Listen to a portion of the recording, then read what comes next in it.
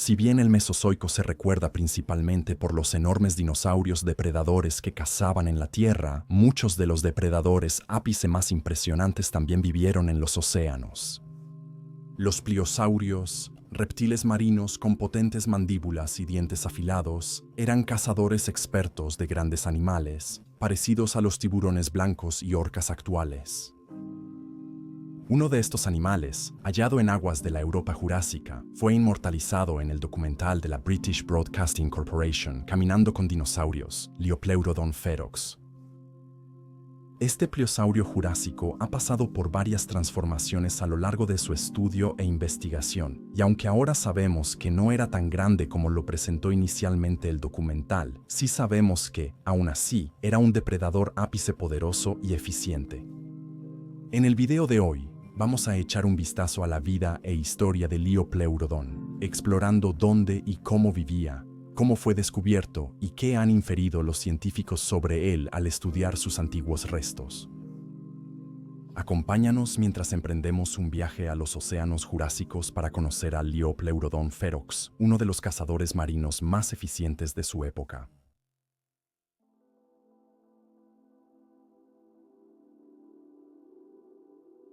Aunque quizás no lo parezca a primera vista, Liopleurodon era en realidad un plesiosaurio, un miembro del orden que incluye a los icónicos piscívoros de cuello largo del Jurásico y Cretácico.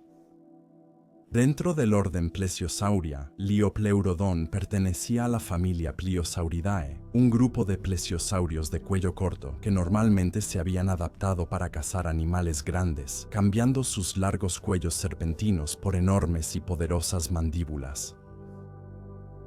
Dentro de la familia de los pliosaurios, Liopleurodon es un excelente ejemplo de la subclase Thalassophonea, que incluye a muchos pliosaurios con cuellos cortos y mandíbulas excepcionalmente largas. Sin embargo, el cuerpo postcraneal de Liopleurodon delataba su ascendencia de plesiosaurio, con 4 grandes extremidades en forma de remo que sobresalían de su torso. Estas extremidades impulsaban al animal en el agua. La cola era muy pequeña en comparación con su cuerpo y habría ayudado al animal a equilibrarse y a dirigirse a través de la columna de agua. Las mandíbulas del reptil eran excepcionalmente impresionantes, con grandes dientes cónicos que estaban bien equipados para perforar y desgarrar. Ha habido controversia sobre el tamaño total de Liopleurodon tras su descubrimiento. Cuando se descubrió el reptil, se pensó que era realmente gigantesco y, por lo tanto, cuando se convirtió en el foco del tercer episodio de Caminando con dinosaurios en 1999, su tamaño fue algo exagerado. En el episodio, que muestra a Liopleurodon viviendo y cazando en los mares jurásicos de Europa, las estimaciones de tamaño se colocaron en unos impresionantes 25 metros o 82 pies de longitud. Es similar a ciertas especies de grandes ballenas barbadas actuales. Estas estimaciones de tamaño se basaron en huesos vertebrales hallados en el Reino Unido, a partir de los cuales el Dr. David Martil, consultor paleontológico del programa, determinó la longitud. Martil luego publicó artículos rechazando estas longitudes y argumentando que los restos fragmentarios no son fiables para determinar el tamaño real de los animales prehistóricos. Hoy en día, se entiende que Liopleurodon es mucho más pequeño que la representación en Caminando con dinosaurios. Todavía se está discutiendo y debatiendo exactamente cuán grande podía llegar a ser. Con estudios sobre cráneos más grandes de Liopleurodon, los paleontólogos han estimado longitudes corporales totales de entre 6 y 8 metros, o de 21 a 26 pies, mientras que los especímenes más pequeños miden alrededor de 5 metros, o 17 pies. Las estimaciones de peso han variado con los años. El ejemplar original de Caminando con dinosaurios se creía que pesaba 150 toneladas o 330.000 libras. Las estimaciones actuales del peso de Liopleurodon son más moderadas. Los ejemplares grandes podrían superar las 7 toneladas, 17.000 libras, y los pequeños alcanzar entre 1 y 4 toneladas, 2 a 4.000 libras. Los estudios continúan y algunos investigadores afirman que ejemplares excepcionalmente grandes de Liopleurodon podrían alcanzar longitudes superiores a los 10 metros o 33 pies.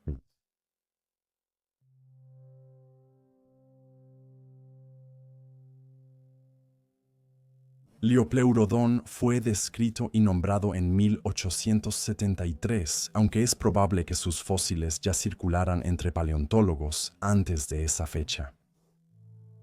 Otros pliosáuridos, nombrados antes del Liopleurodon, han sido reexaminados en el pasado, y algunos investigadores afirman que dientes que antes se pensaba que pertenecían a géneros como Taumatosaurio e Ischierodon, en realidad pertenecen al Liopleurodon. Los fósiles del Liopleurodon se encuentran en toda Europa, un continente con abundantes fósiles de reptiles marinos, y muchos dientes fósiles podrían ser de este conocido género. El género fue establecido en 1873 por Henri-Émile Sauvage, paleontólogo francés reconocido por su trabajo sobre peces y reptiles marinos del Mesozoico. Mientras que Liopleurodon ferox es el único miembro firmemente aceptado del género, él inicialmente dividió 3 especímenes en 3 especies distintas: Ferox, Grossoevre y Buclandi. Sin embargo, Liopleurodon, Grossoevre y Buclandi no se consideran actualmente especies válidas. Los fósiles descritos por Sauvage fueron desenterrados en Le Ouest Commune, Francia, no muy lejos de la ciudad costera de Boulogne-sur-Mer. El diente que se atribuiría a Liopleurodon ferox medía aproximadamente 7.5 centímetros de largo y fue encontrado en sedimentos que datan de la etapa caloviana del período Jurásico, hace aproximadamente entre 165 a 161 millones de años. Al notar la forma y textura del diente, el nombre de Sauvage se traduce como diente de lados lisos. Ferox proviene del latín, que puede traducirse como feroz, debido a la naturaleza depredadora del dueño del diente. Con el tiempo, se desenterrarían más fósiles pertenecientes a este gran reptil marino, y los huesos llegarían a las colecciones de museos y paleontólogos aficionados por igual. Uno de esos coleccionistas fue Alfredo Litz, reconocido por su colección de fósiles de reptiles europeos. Él adquiriría el cráneo de Liopleurodon, así como elementos postcraneales significativos del esqueleto, los cuales resultarían útiles para paleontólogos como Carlos Guillermo Andrews en 1913. Usando la colección de Litz, Andrews describiría de manera más completa la fisiología y la forma de Liopleurodon, aunque en el momento de escribir creía que estaba observando un espécimen de Pleiosaurus. De hecho, a lo largo de los 1900, material que antes se pensaba que pertenecía a Pleiosaurus sería gradualmente asignado a Liopleurodon, incluyendo extremidades, cráneos y esqueletos parciales. A finales de siglo, los paleontólogos ya tenían una idea clara de cómo lucía este animal. En 1960, otra especie de Liopleurodon, Liopleurodon pachydirus, fue propuesta por Lambert Beverly Halstead Tarlow, un paleontólogo británico conocido por sus teorías sobre el apareamiento de dinosaurios y la historia natural de los plesiosaurios. Él estableció la nueva especie después de determinar que Pliosaurus pachydirus pertenecía al género Liopleurodon, pero en 2001 esto fue cuestionado por Leslie F. Noah, quien reforzó la idea de que Liopleurodon ferox era la única especie válida de este género. Noah argumentó que Pachydirus y Ferox eran en realidad la misma especie, y que las diferencias entre los especímenes eran insuficientes para establecer una nueva especie. Recientemente, los descubrimientos de Liopleurodon continúan. En 2024, Peggy Vincent y su equipo describieron un esqueleto que fue desenterrado en una cantera francesa abandonada en 1979. Se creía que el individuo medía algo más de 3 metros y es uno de los fósiles de Liopleurodon más completos hallados hasta ahora. Con el avance de los métodos y tecnologías paleontológicas, es probable que haya más descubrimientos en el futuro.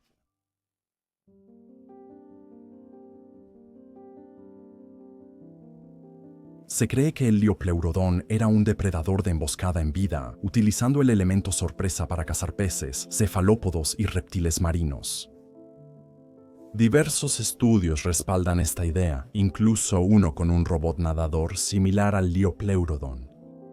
Este estudio reveló que, aunque el Liopleurodon no era muy rápido, podía alcanzar ráfagas cortas de velocidad, ideal para un depredador de emboscada gigante.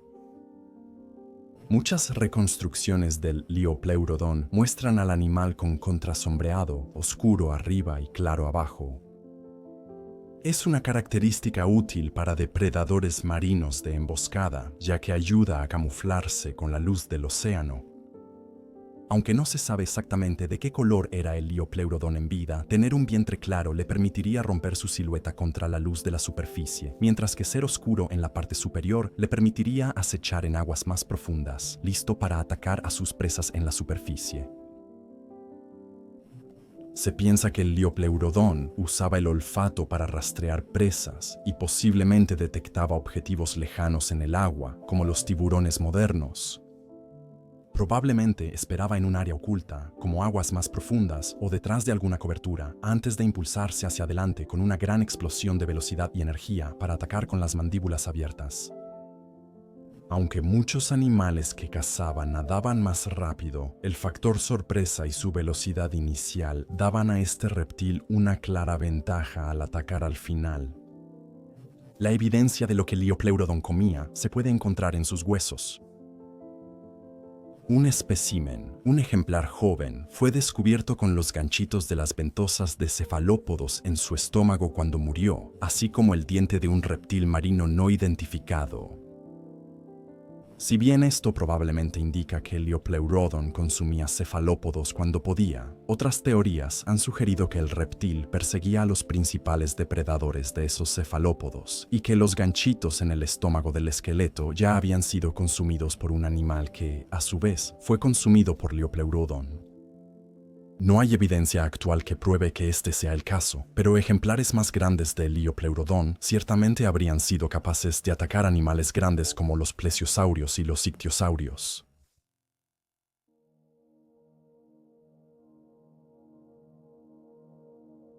La mayoría de los fósiles de Liopleurodon se hallaron en la formación Oxford Clay, hoy costa de Dorset, Reino Unido. Aunque los fósiles de Francia y Alemania son comunes, muchos dientes y fragmentos del Liopleurodon provienen de Inglaterra y se hallan hasta la costa de Yorkshire. En ese tiempo, el Liopleurodon habitaba lo que luego sería el Mar del Norte y el Canal de la Mancha. El norte de Europa era más cálido que hoy y estaba habitado por islas con bosques subtropicales y llanuras de inundación. El Liopleurodon patrullaba estos mares buscando alimento, usando la cobertura de aguas profundas o formaciones rocosas costeras.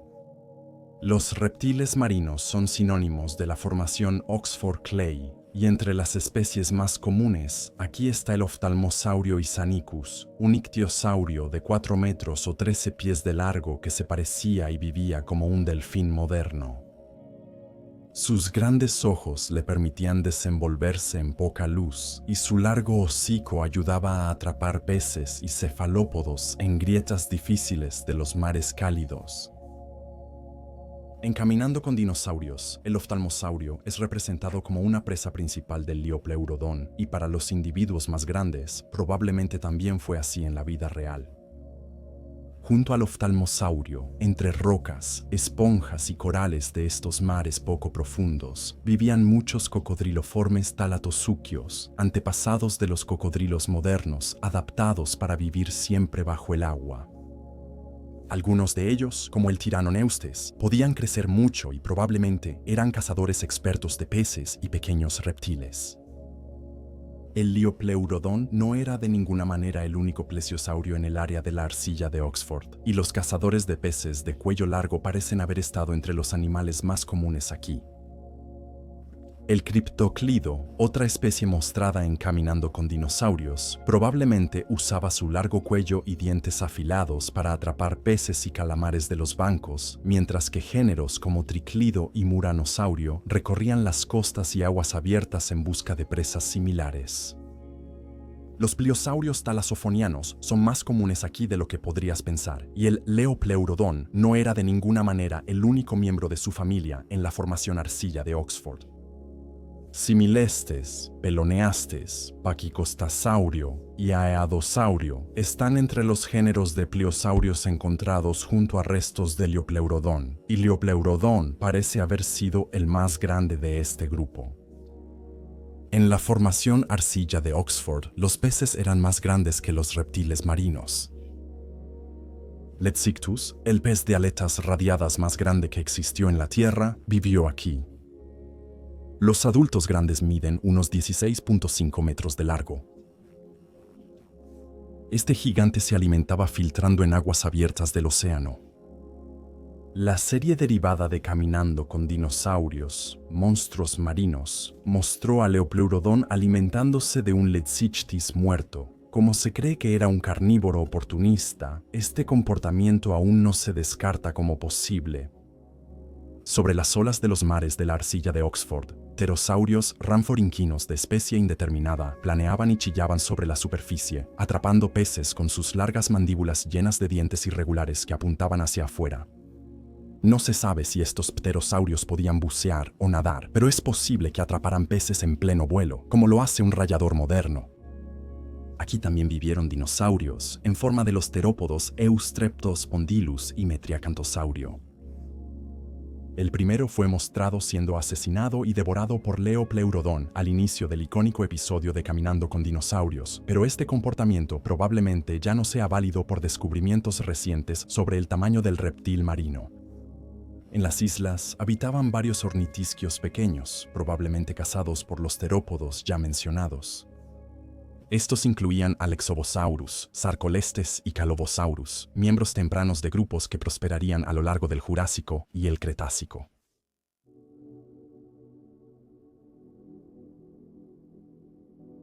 Aunque Leopleurodon no es el leviatán que se creía, la ciencia ha demostrado que seguía siendo impresionante y probablemente peligroso, como se pensó en Caminando con dinosaurios. Este enorme depredador de emboscada habría sido uno de los animales más formidables de la Europa jurásica, y su extinción finalmente allanaría el camino para que reptiles aún más grandes dominaran los mares de los periodos Jurásico tardío y Cretácico. Sin duda, los investigadores aprenderán más sobre este animal con futuros descubrimientos.